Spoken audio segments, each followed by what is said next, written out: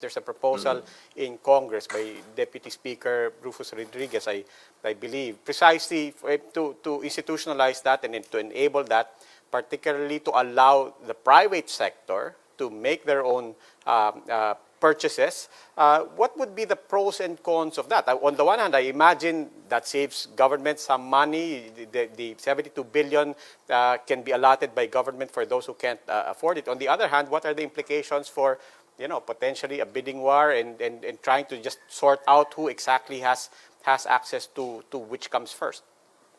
I think we have to first clarify that the vaccines that are being used right now globally, not just in the Philippines, are all we're all able to access the vaccines by virtue of an emergency use authority.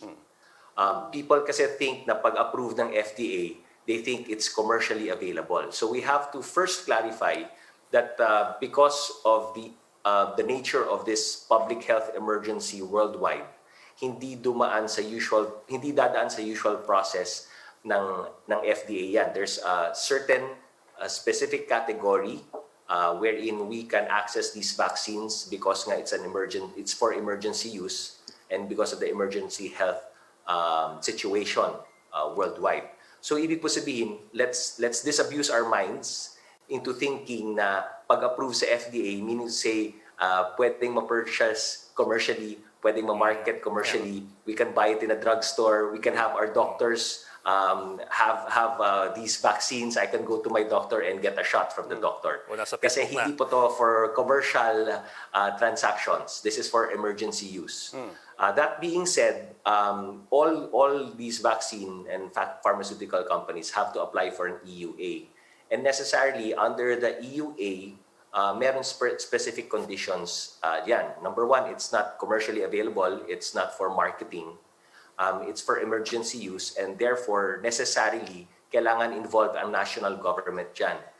Because it's so new, we have to put setups there. No? Number one, kailangan may vaccine panel ka, expert panel. Number two, mag-FDA ka. And number three, dapat may committee ka who's monitoring any adverse effects following immunization.